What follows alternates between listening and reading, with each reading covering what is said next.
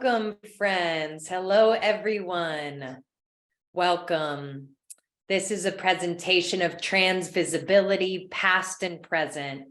And tonight we have with us Reverends Jacob Hero Shaw, Sarah Flynn, and David Weekly. My name is Riot Mueller, and I'm the Communications Assistant with the LGBTQ Religious Archives Network. And I will be the host of tonight's program, and I welcome you. LGBTQ RAN is a unique venture dedicated to preserving the history of LGBTQ religious movements across the world. LGBTQ RAN is a digital enterprise. We are not a physical repository that stores papers. We advise and support leaders and groups in their efforts to preserve their records in appropriate archives. Furthermore, we collect and provide a treasure of historical information on our website about LGBTQIA+ persons and groups from a wide array of religious expressions across the world. And finally, we encourage research and scholarship in queer religious history. In anticipation of the upcoming International Day of Trans Visibility, this Friday, we are so pleased to present an illuminating conversation between Sarah Flynn and David Weekly. Both are clergy persons who transitioned more than 45 years ago. Reverend Jacob Hero Shaw will facilitate this discussion that will look at some of the different realities trans persons have faced at that time, along with some reflections on what they've observed over the ensuing decades. I'd like to take a minute to introduce each of these just astounding figures. First, we have Sarah Flynn. Sarah Flynn is a retired United Methodist clergy who was in the Trans Sister class of 1978. A longtime LGBTQ advocate and activist, Sarah has also worked as a college registrar and a student advisor. She's a member of the advisory board of the Vermont Department of Corrections. Next, we have David Weekly. David Weekly is a PhD and a retired ordained elder in the United Methodist Church. David began his transition in 1972. Reverend Dr. Weekly continues to serve in ministry and advocacy with transgender people and organizations. We're so honored to have both of you here with us. And I'd like to introduce, lastly, the moderator of this conversation and a big reason why we're here tonight and gathered with these special people, Reverend Jacob Hero Shaw, who is the senior pastor of the Metropolitan Community Church of Tampa. He's the coordinator of the Transgender Roundtable at the Center for LGBTQ and Gender Studies, a faculty member of the Trans Seminarian Leadership Cohort, and serves as a board member of LGBTQ RAN. To those of you who are watching with us on this webinar, we welcome your comments or questions in the chat box or the QA function. The presenters will respond to those in the Q&A time after tonight's program or at the end of the program when they will address those questions after they're done with their conversation. If you have any kind of personal greetings or cheers or comments to the presenters, please stay with us after the webinar has concluded, and we'll invite everyone into the Zoom room to have some fellowship together. Please direct any technical concerns to my wonderful colleague, Asati, who is going to be the tech manager for our program tonight. I am now so pleased to welcome Jacob Hero Shaw, Sarah Flynn, and David Weekly to present Trans Visibility, Past and Present. Hi, everyone. Thank you for joining us tonight, or this afternoon, or morning, wherever you are. We have some questions that David and Sarah are going to answer for us, and we're just going to jump right in to give them the most time available to answer these questions.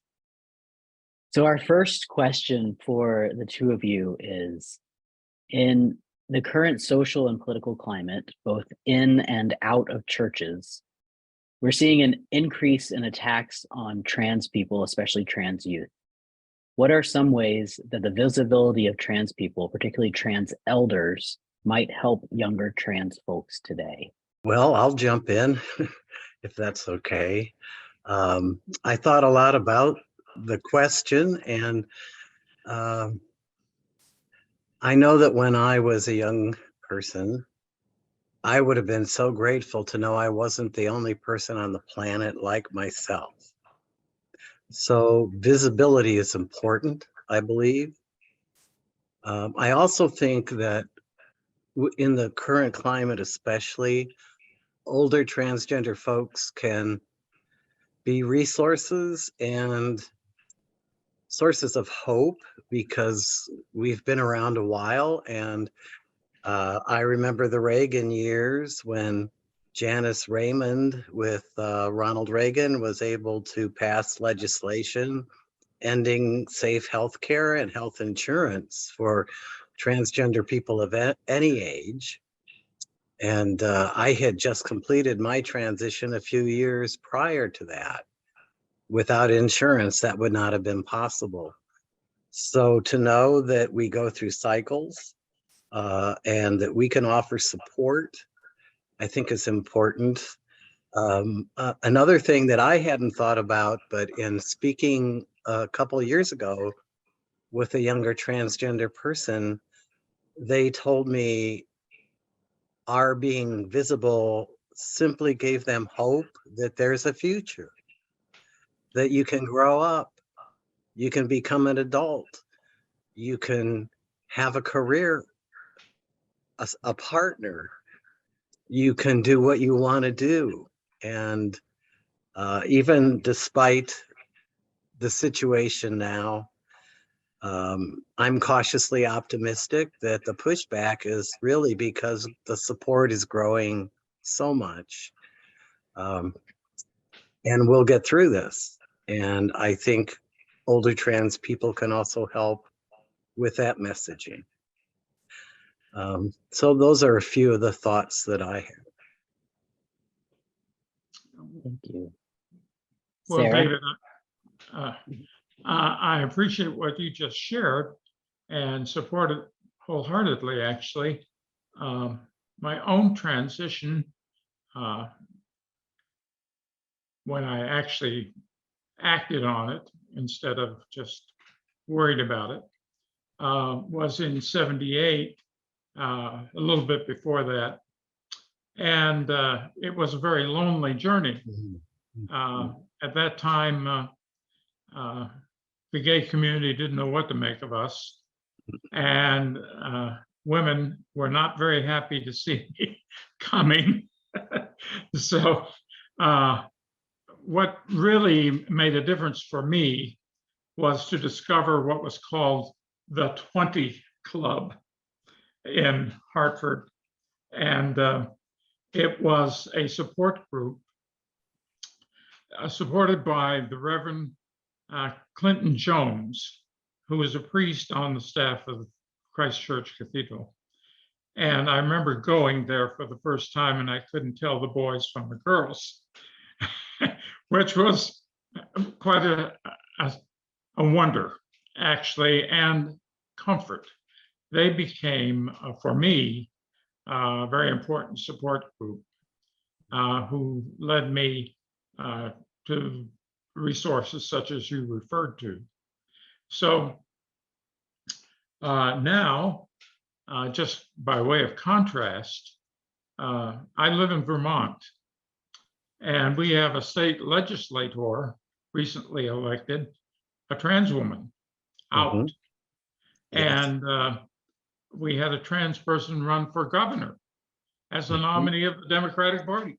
Now, granted, this is Vermont, not Missouri. Right. But I think that indicates something, the change in climate. Yes. And I agree with you about being cautiously optimistic. I see the backlash as kind of the last gasp of the culture war. Mhm. which they're pushing to the nth degree. But it will fail because there are too many of us out to contradict them. And I think you're right. The main thing that we can contribute to young people is to be out and be visible and be a sign of hope. When I made the transition, my mother, God bless her, thought I'd end up on a corner street selling pencils, Mhm. but it didn't happen that way. I Fortunately, I got a job with the state of Connecticut, which was already inclusive of gay people, and nobody knew what to make of trans people other than put them in that category. Mhm. And so I was hired and progressed in that system and made a living and all that sort of thing. My mother lived long enough to see that, thank God. So anyway, I agree with your comments. All right. Another question? The next question is, what does authenticity in leadership look like for you? And how have you lived fully into your authentic self, especially in contexts when you might have felt unwelcome in the church?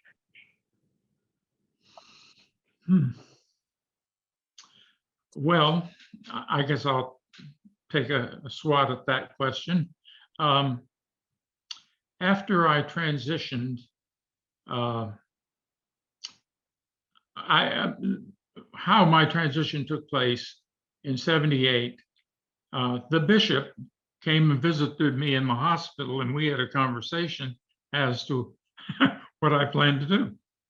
And he was very pastoral, very supportive, but both he and I realized that there wasn't a way that I could be appointed without creating a huge stir and uproar. And since I felt like I needed to have a steady source of income rather than be living on the edge, I told him not to take a leave of absence. And eventually that turned into a special appointment. I got involved in the Southern New England Conference, annual conference, because a friend of mine was serving a church in a very small church. He was actually a pastoral counselor. And when he left to go do studies, advanced degree, the mantle of Elijah fell on me because I was attending there. And lo and behold, I was appointed as a supply pastor Mhm. and a weekend warrior. And I served there for about 8 years, 7 or 8, yeah, it was 8 years, on a don't ask, don't tell basis. Mhm. And people knew, we just didn't discuss it. So initially, my response was to let them see that trans persons were not equipped with horns or going to take care, seduce their children or any of that crazy stuff. And just to give you some indication of how well that worked, my ordaining bishop and the bishop who had come to see me in the hospital invited me. I was attending the annual conference meeting. They invited me to come over and meet their wives. And they had reissued my ordination papers in my new name, which was pretty phenomenal. That is. That's what happened. And granted, this is New England. And I was kind of cooperative with them anyway. But it evolved somewhat naturally, you might say. Eventually, when the Clinton debacle occurred, trying to get gays approved in the military and offering don't ask, don't tell, I realized I was living a privileged life while my friends and colleagues who were gay were being pilloried, and I just couldn't take it anymore. And so I came out to the congregation, left, got involved in um, civil rights work for another 8 or 10 years, and became a presider for Dignity, which is a Roman Catholic lay clergy organization, a lay person organization, kind of on the outside of the Roman Catholic Church. And some of the people there got involved in the civil rights work. So it was a great experience. It really was for me. Well, I guess that's enough to say. I don't want to. We could turn the page to another chapter, Right. maybe later on. Mhm. I hear you. There's so much to say. Yes. Yeah. I found this a more complicated question than I thought I would. And I think partially because my transition took place so many years before I felt called to ministry. Oh, wow. So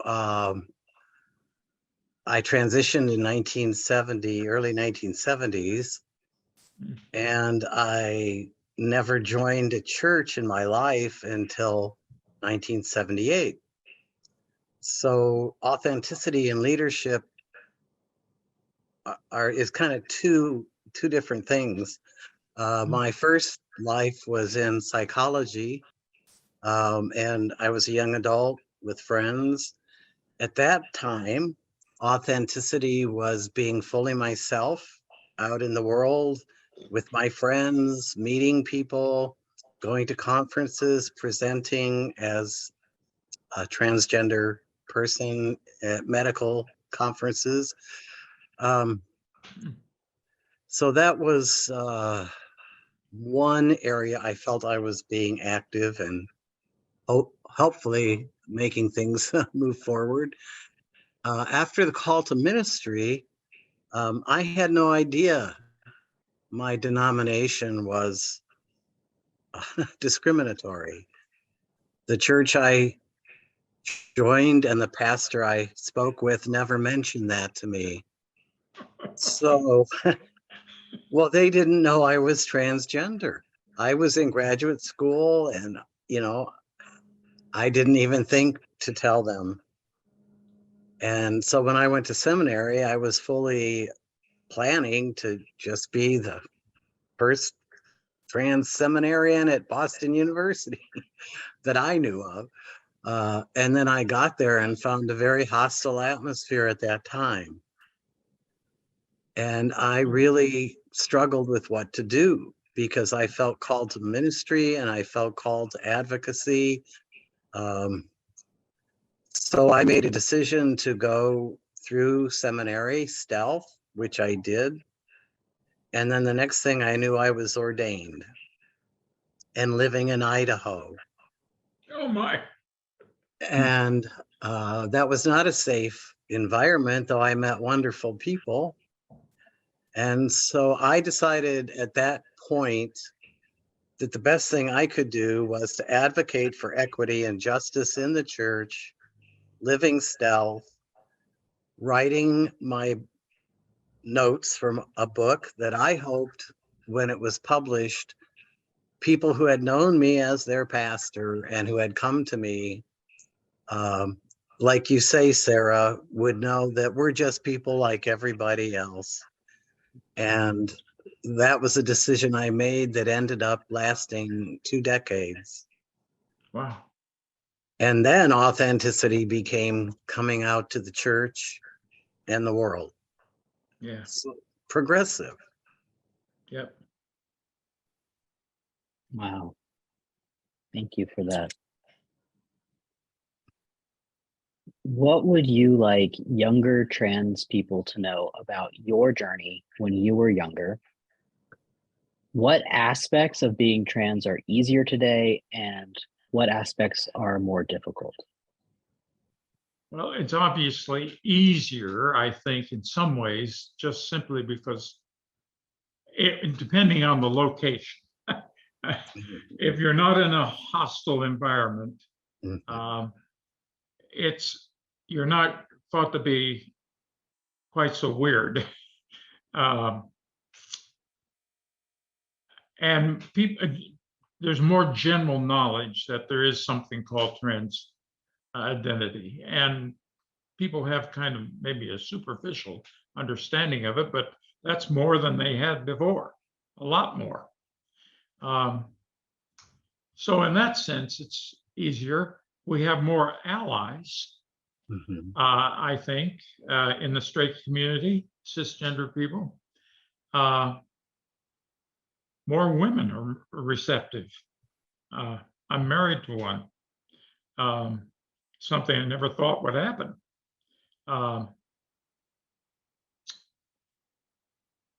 People are coming out younger when they should during adolescence. In my time, people were in their 30s dealing with these issues. And me, I waited to middle age to do anything about it, really. Among the kids, it's even cool, they say, to be trans. What is harder is just because it is better known, you're more of a target. Mhm. And I think some of the young people may have developed a false sense of security depending on where they live. If you live in the Northeast, you're not quite so subject to threats. If you're white, if you're black, get back. That's the problem. So what do I hope to communicate to them? Well, one, that we're just like everybody else. We're not heroes and we're not villains.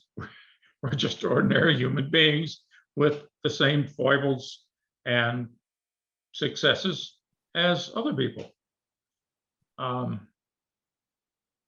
that with help, with support, you can make this transition. I don't advise people who are considering it to do it as solo. I really think you need as much support as you can get to deal with it. And get your education. You don't want to be selling pencils on the street corner. David? Ah, yeah, it's another big question, isn't it? Yeah.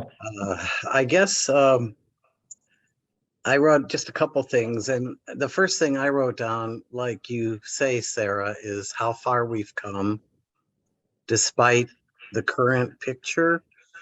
There were no trans legal organizations. HRC wanted nothing to do with us.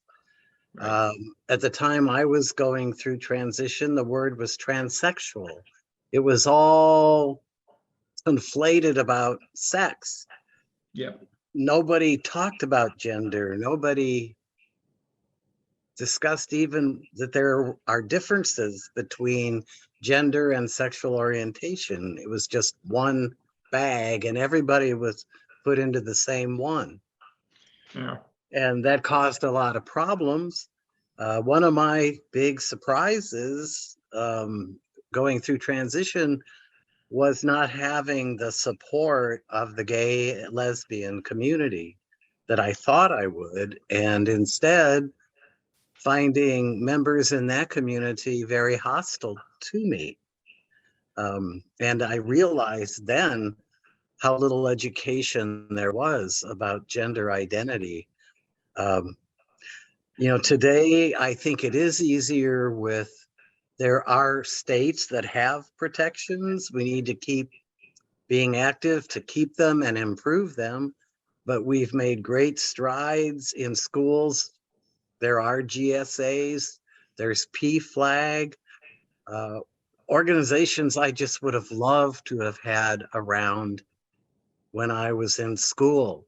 The Right. teachers were worse bullies at times than the kids. Really? And they set the model, the role model. Oh. I had an English teacher that delighted in finding reasons to throw me out of class. Oh. And that Oh. wouldn't be tolerated in a lot of places now. Unfortunately, we're seeing again the pushback, Yeah. but it's so different. And there is good health care, much better health care than there was at the time when I was going through. I was in one of the first clinics that existed, and I was one of their first clients. And at that time, the individual had no power. Wow. It was all the medical system, and you were a quote candidate. And if you did something wrong or out of the right order, you could be taken out of the program. Wow. So much is better. I think it's important for younger people to know that, despite the struggles, again, of the present time. And that was a long time ago, and I'm still here. And Yes. so I Well, want younger people to know there's a future for you. that's right. That's right. I neglected to say, one of the things by way of support was MCC, Metropolitan Community Church, um, Integrity, the Episcopal Mhm. group, and Dignity. Yes, they didn't know beans about trans stuff, but they were willing to learn. And they came around. While I was in Dignity, several other trans people were accepted into Dignity. We joked about the fact that they drive around the block before they'd ever come in, and finally get the nerve to come in and then bolt out just as soon as the service was over. And in time, they kept coming back.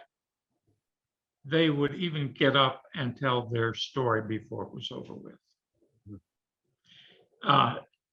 So as much as we have trouble with denominations, the spin-off, the support groups from those churches won the day for me. Mhm. Well, my denomination is currently splitting I know. over this, and I think it's time. And my only sorrow is with those who have left because it didn't happen fast enough. And for those who are no longer with us on this earth, who Yeah. live their lives with don't ask, don't tell. Yep. So I don't regret what's happening in the denomination, and my prayers and energy are going to creating life from the ashes, and a life that's a just and equitable life for all people. Right.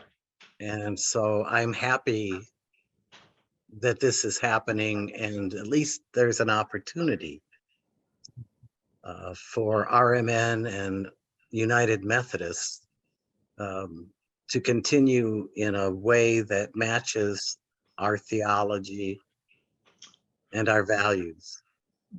David, I think it's going to take quite some time Mhm, for the absolutely. official teachings of the church to change, and there may be more splits. I myself never went back fully to the Methodist Church. I still have papers and that sort of thing. But I have found a new home in the ELCA, Evangelical Lutheran Church of America, whose presiding bishop encouraged trans people to join and to be ordained. And they did that in 2009. Yes. And I do supply work for them as an out trans person. So the denomination, they've had their splits in the past. Mhm. But I needed a supportive community and I found it there. Mhm. Yes, it's lonely. It's Yes. not, I hear you. I just can't leave because Uh, I yeah, don't want to see the right, good die. right.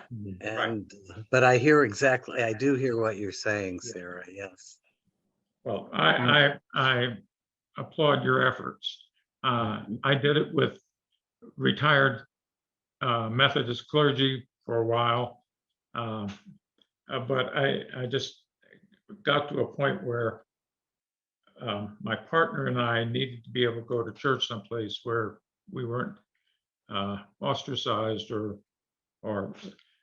the other thing was we met with one of the bishops when we were considering celebrating our union, the civil union back then, and she was concerned that since she was an ally, she'd have to go ahead and put me on trial and go through all that rigmarole. And according to her, it wasn't going to help. She's probably right. And so at that point, I said, well, I'm going to look elsewhere and found a place. Yeah. Yeah. We have one more question. All And right. it's our theological question. We have about 6 minutes total until the Q&A Okay. time. So is gender a calling from God? And in what ways do you feel called to who you are?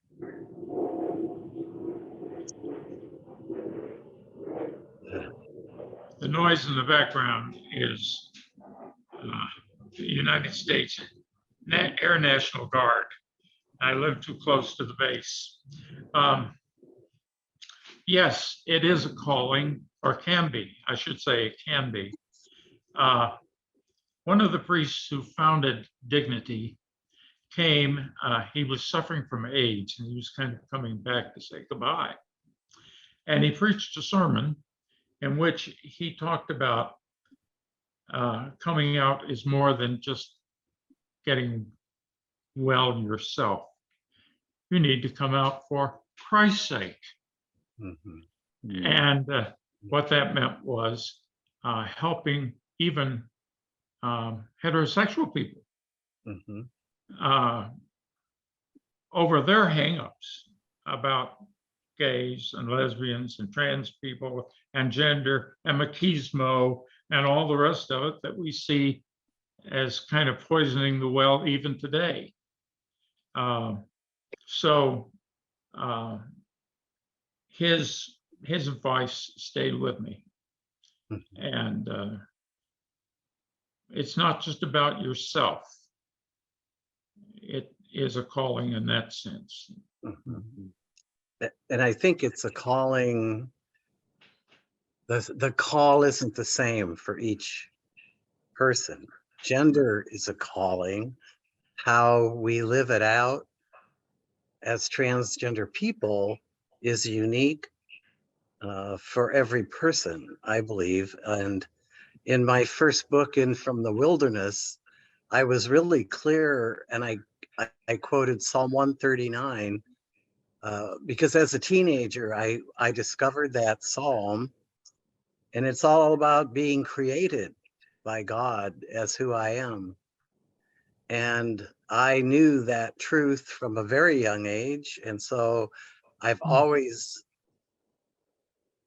clung to that psalm as one of my favorite scriptures, because certainly with increasing education and research, we know there are markers in our DNA and there are medical differences for all people.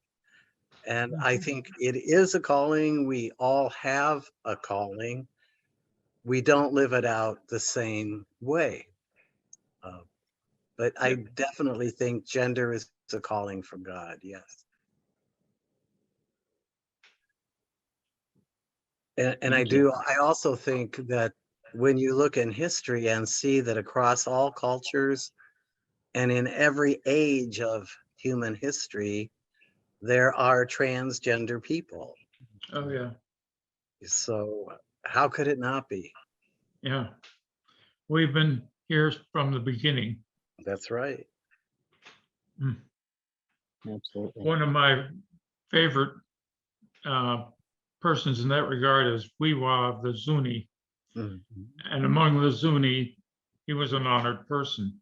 He even represented them in a land dispute and met with the president of the United States.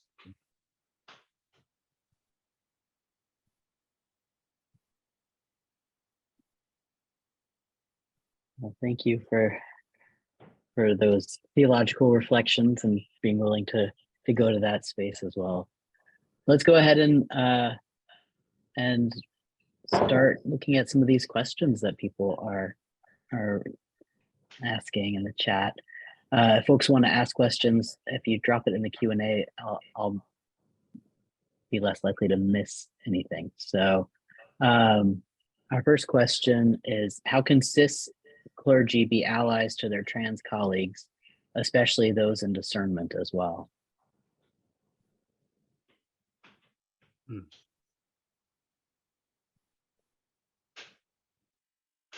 Well, I certainly had clergy friends who knew my story and were supportive of me. One was a dear friend of mine. He's since passed on, but he was a very good friend, and friendship matters. We shared a lot. And my gender really kind of receded in the background, didn't really matter that much. So be a friend. Mhm. It's not hard. Yes, I agree. And I would also add, which is part of being a friend, right? Is be direct, don't triangulate. When I came out to my conference and denomination, I didn't get hate mail or negative responses from former parishioners, but I did get some from colleagues that I would not have expected. Oh my goodness. And so be real. Yeah. And if you have questions, if you're surprised, if you're stunned, if you aren't educated about any of this, talk to the person. Don't go to the bishop to press charges. Yeah. Don't be afraid to talk to us. Right. There's no question that they can ask that I'm afraid of.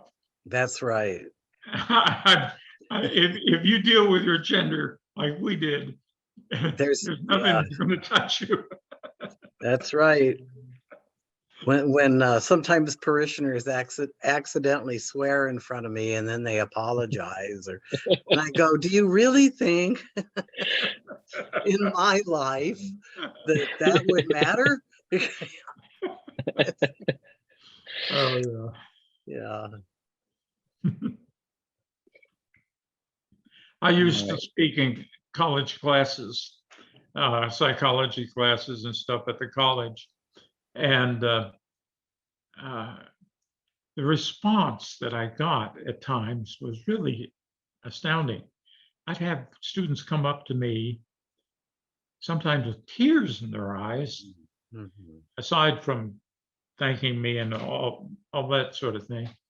And I asked them, is there something you want to tell me? Are you in transition or something? Oh, no. They had some other kind of problem, that they were shame-based. And the fact that I spoke openly about this, risking scorn and all the rest of it, just was a sign of hope to them. Yes. You know? And that made me aware, I think more acutely, of how other people are carrying loads of shame and Mhm. guilt. That's right. And I got involved in prison ministry for that reason. Mhm. If we have a hard time, try prison. Mhm. Um, so, well, anyway, yeah. In the questions, Joe Go, hi Joe, friend of mine from seminary, asked, as a cis gay man who is a trans ally in Malaysia, I'm wondering if you have any thoughts on the relationship between transgender people and health, physical and mental, from the theological perspective. Was that perspective on health or help? Health, physical and mental health from theological perspectives.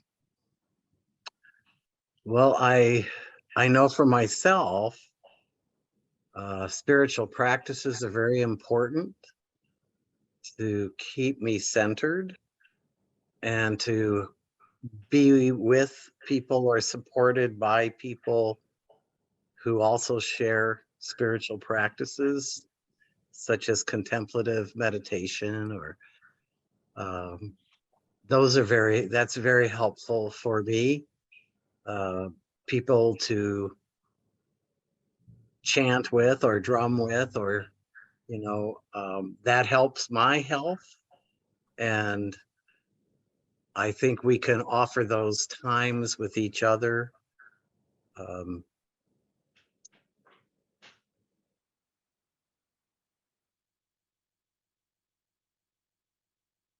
not giving in to despair that the news and our culture would tempt us with sometimes. I think one of the things that straight people can do is become a political ally. Uh, put your money where your mouth is, so to speak. One of the things about the fact that Bishop Peggy Johnson spouse transitioned, and she's writing about it and telling the world about it, is something that I was been waiting for, in a sense. It's very easy just to say the words, "Oh, we support you, we include you," Mhm. but for a bishop to put this on the line and risk losing everything, or at least being compromised in such a way that that's important. Mhm. If you want to be an ally, realize you're going to have some grief, some flack. Yeah, and I'd add to that, Sarah, because I agree with you about putting your money where your mouth is. You mentioned earlier about getting an education so you're not selling pencils. One of the things I've discovered going to different events and conferences and meeting a lot of trans people is how many transgender people still live in poverty Right. and still do not have opportunities for education. Right. And as I become a senior, I have met more and more people who, as they're aging, transgender, cannot find safe housing. Mm. And if you've lived in poverty your whole life Ah, and you become incapable of caring for yourself, and there are no safe places to go unless you are a person of means and privilege, that is a huge issue. So for cisgendered people to also become educated about the economics facing transgender people of all ages, yes. I think is critical. Right. Right. especially when healthcare and the risk of taking away healthcare, it doesn't only impact transition related That's surgeries and hormones and things like that. It can spill into, anything that a doctor claims could be caused by being trans suddenly doesn't get covered. right. And that's, what we're risking, what's at stake right now with some of this legislation. Nicola asks, I have been criticized by family for talking about my personal transition journey on social media. They feel I should wait till I'm further along in my journey when I have settled down. I feel a responsibility to do so. I want people to understand what it's like to be trans and what transitioning is like. What do you think?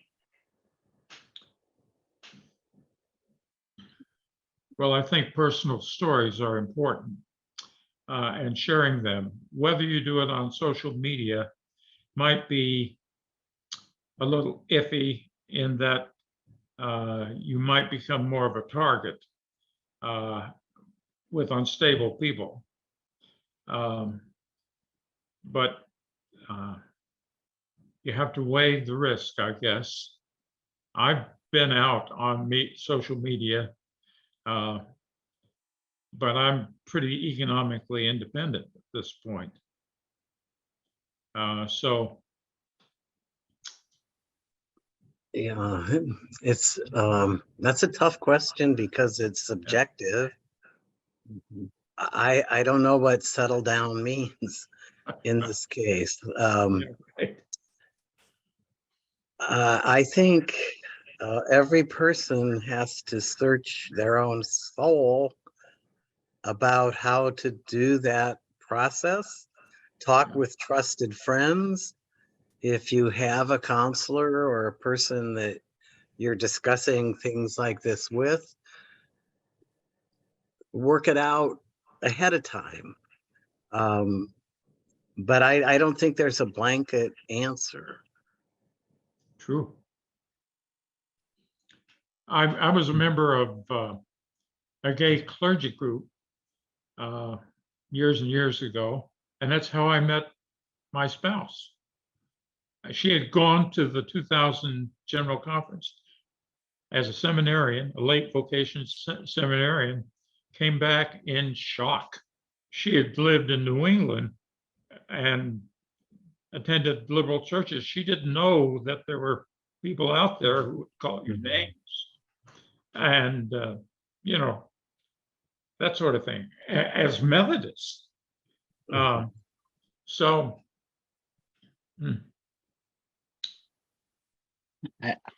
I'll throw in that I'm personally glad that I transitioned before social media was a thing. yes. Yeah. But I can't imagine the what folks who are transitioning now face in terms of that, because I feel personally lucky that I transitioned before everyone had a camera with them at all moments of every day and posting things online. Yes. Our next question is a kind of a challenging one. Well, they've all been challenging, but why are trans people now in the crosshairs of the latest moral panic? Because we are an easy target that most people don't understand. And this really isn't based on any scientific understanding or anything else, or even morals. It is political ammunition. That's all it is. Yeah, I agree. We are an easy target. And I think part of the reason we're an easy target is that those of us within the community might be well educated or into educating ourselves, but the public in general, I really believe, knows very little still about transgender people. And so they're easily influenced by the political weaponizing of gender identity. And they're told things that are blatantly untrue, but they don't know that.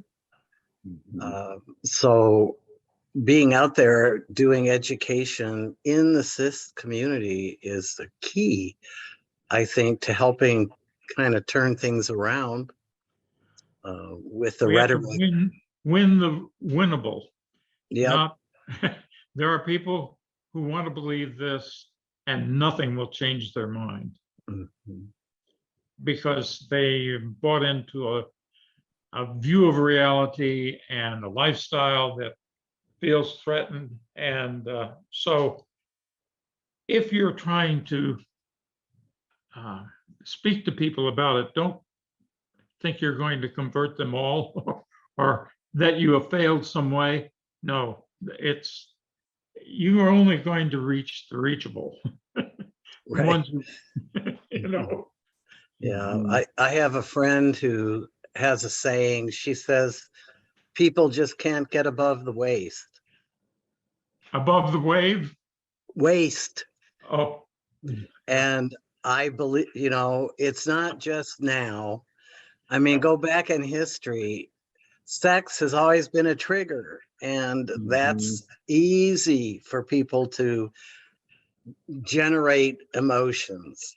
And so you're looking for a base, you're looking for a following, jump in anything that has to do with sexuality and convince people that that's what transgender people is about.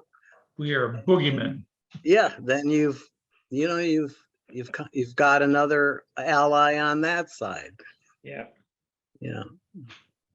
And it's not just being trans. I bet you before it's over with, they are going to try to do something about same-sex marriage. I mean, Absolutely. they never accepted gays to begin with. And adoption and Yeah, all that stuff. Well, I think every minority, every group that's ever been oppressed is on the chopping block. Yeah. There's attacks on women's rights. There's attacks on, racism is huge. It's all of the isms are out there. The one thing, David, we can count on is they're going to overplay their hand with this stuff and scare the bejesus out of middle of the road America. Well, yeah, I think people who are kind of middle road are kind of falling off the middle of the road one way or the other now, because it's harder and harder to maintain. How can you be neutral with some of what's being said and done? I think they end up getting scared, not just by what the right is propagating about us, but they get scared of the people who are doing the propagating. That's right. They're angry and they're dangerous. And whatever they think about us, we may be weird, but we're not threatening them. Correct. And that's why I think there's less and less middle of the road. How can you stay indifferent? Because if you are feeling that fear, you're going to go one way or the other. Yeah. Well, fear is a very primal response. Which politicians know very well. Right. You'll either fight or run away before you really think about anything.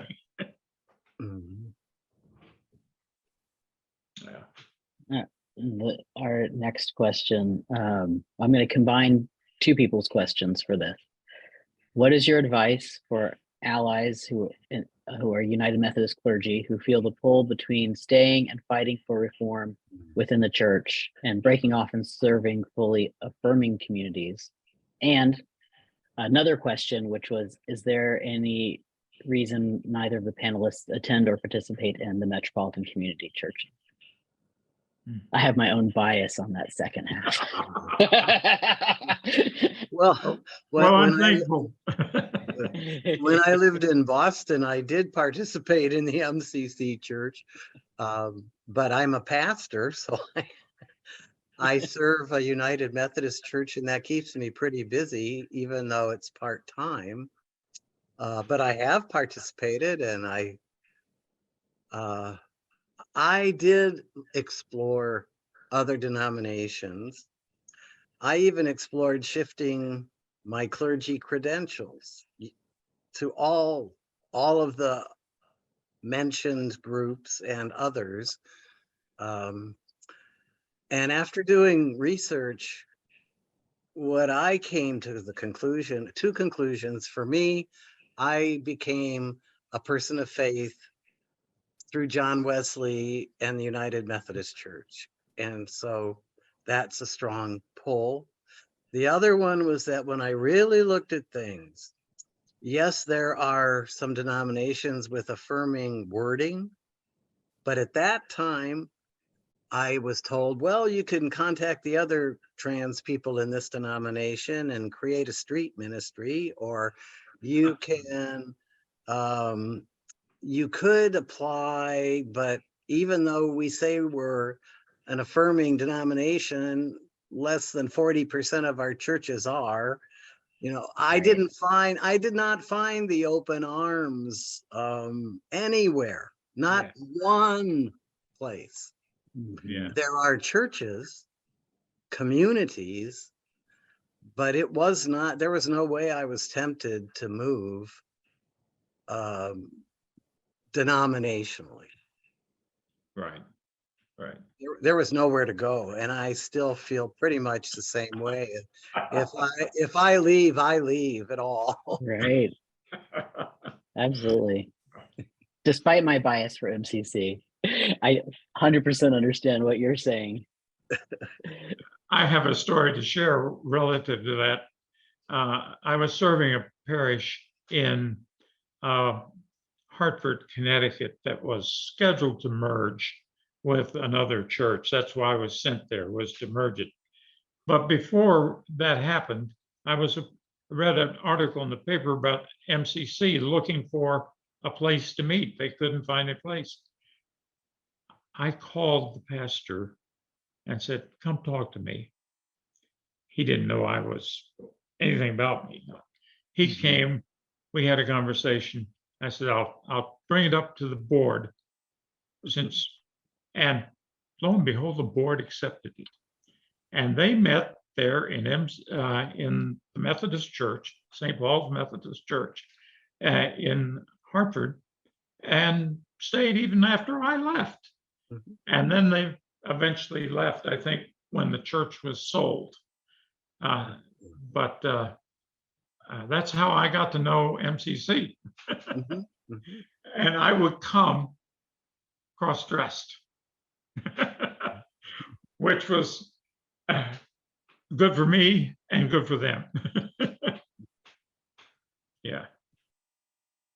You know that we're at our time, but in the chat we agreed to go on a little bit longer if David and Sarah, if you're available to do that. But I wanted to acknowledge that I know that some folks are commenting that they need to leave, and that's okay. But we'll answer a few more if you've got the time and energy for it. I've got the time if you've got the money, honey. Well, I'm in ministry, so I don't have a lot of that. But I was going to say, who has money? Me. Hannah asks, I was raised in the church my whole life, and I was taught that being part of the LGBTQ community was a sin. That has never sat right with me internally, as I can't imagine God condemning God's creation. What are your thoughts on why religious communities continue to preach this message, and how do we get rid of the toxic message that is spread? Well, that's a little question. Yeah, you take it, David. Well, I mean, how far back in church history should we go? I think it's a perversion of the gospel. It's a perversion of theology to teach hate. And the Bible can be made to say anything. And we know this. And some people over centuries use scripture to build hateful, intolerant theologies. Some of them turned into denominations. And we're still dealing with that. It's a huge, huge thing to unpack, but I believe the Spirit of God is working with us on this. And it's why I'm cautiously optimistic about my own denomination and about what's happening in our culture, because things are so much better, even in my own denomination, than they were 40 years ago. Amen. I always remember, I think it's in Galatians, I'm not sure, or Corinthians, that God is about tearing down the dividing walls of Right. hostility. Mhm. And certainly the church acted on that in the first century, including the Gentiles, who, by the way, were considered dogs among the Jews because they thought them all sexually promiscuous. Gay people don't have a monopoly on promiscuity, contrary to what a lot of straight people think. And the church took the risk of including the Gentiles Mhm. because it did have an inclusive vision of what the gospel meant. How do you combat that? You can't argue with them about this. You can have a conversation, Mhm. and if they accept it, fine. But oftentimes the mind is closed, sealed, because they're too threatened by the Mhm. possibility of, oh, well, the Bible's not literally the word of God, all that kind of stuff. Yeah, I remember when the one strategy in the 90s was the clobber passages, and that we all studied how to refute the clobber passages, Oh, yeah. the ones that are always thrown at us. Yeah, right. And I did that for a while. I wrote some essays. I spoke at a few colleges. After a while, I thought, this is stupid, because you can't use logic to change a mind or a heart that's illogical. And people can come back and say, yes, but in Leviticus, or yes, but here, and they take it out of context, so arguing that way is pointless. The only way that really changes people is they've got to get to know us as persons. Yes, I think that's key. That makes the difference. Even people who are convinced fundamentalists, once they get to know us, I remember hearing them say, well, I understand what you're saying, but I've got to stay with the Bible. And that kind of thing. And they were concerned and wanted to be more accepting, but they thought it was a choice between Jesus and actually doing what Jesus did, which was had to hobnob with all these cast off human beings. Right. Well, that's why I said you can't use logic. No, you can't. It just won't work. I thought I could reason them into the kingdom of God. It just doesn't work. One story again. I was involved in the civil rights work, and we had a hearing in the Connecticut legislature about same-sex marriage and same-sex relationships.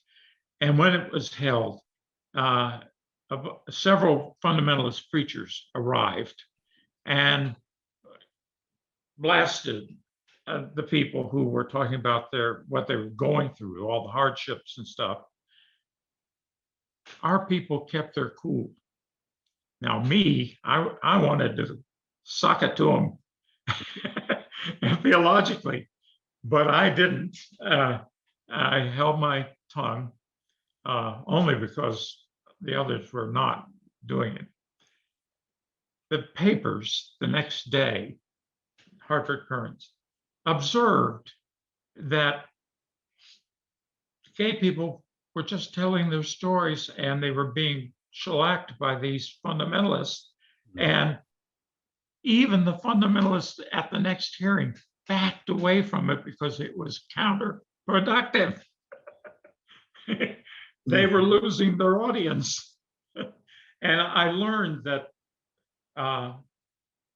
it's important for us to keep our cool. Yep. Much It's as I not like, easy. Not easy it sometimes. is not easy. It is not easy. I had MYF counselors say to me, you can't teach people to love music by hitting them over the head with a bass fiddle. That's right. That saying Yeah. stayed with me. Mhm. Yeah, you have to invite them to listen to the music. Exactly. Well, Exactly. it's time for us to wrap up. We had one other question that I just wanted to quickly address, which was someone asked about resources that that you recommend. I have a very extensive resource list that I'm putting in the chat for everyone that was compiled by the Trans Seminary Leadership Cohort. But if either of you wanted to give a quick shout out to any other great resources that you know of. Well, if you're a Methodist, read Peggy Johnson's book. Mhm. And if you're a trans person, there's just tons of information out there now. What Yes. was a revelation to me was Harry Benjamin's book, The Transsexual Phenomenon. Oh gosh. Yeah. Yeah, that goes way back in ancient history. Sure does. Before WPATH. Yeah. Yeah. Well, I always recommend my book, In From the Wilderness, not because I want people to buy it. You can borrow it from people, but because it addresses being clergy and transgender and coming out in the church. Well, I'll have to read it. Sounds good. I'll lend it to you. Uh, Thank you, Dustin? everyone. Thank you to the three of you so much for this wonderful conversation. Absolutely amazing. Great note to end on these resources and to remember we heard cool 2 times. It's cool to be trans and keep your cool. Yep. Right. And they go well together. And they Yeah. go well together. It is just such an honor to have the three of you in conversation. I know I'm not alone in saying that this could have been 2-3 hours. We could be posted up around one of your churches in a room together. But it's so great that we got this time. Thank you so much for everything that you shared. Thank you. I've had a great time. It's been fun. Yeah. So to Jacob and David and Sarah, we honor you and we thank you for this conversation, this special thing of sharing these wonderful stories, allowing others to share pieces of their stories, the good, the bad, the joyous, the difficult, and all through that being able to hold humility, humor, and the gospel message through your sharing. So I thank you so much for being here to tell these courageous stories about the journeys and the joy, the struggles of trans people of faith. So thank you for sticking with it and being here today. I also want to thank everyone who has listened and offered comments and questions this evening. The nature of our program tonight, we saw some wonderful vulnerability and openness in those questions and comments. So I really take a moment to honor all of those who are here within the call and under the sound of my voice. Thank you so much for being here. In just a few days, everyone here who signed up to be a part of this will receive an email with a link of a recording to tonight's program. So please feel free to share that with your churches, with your colleagues, any friends.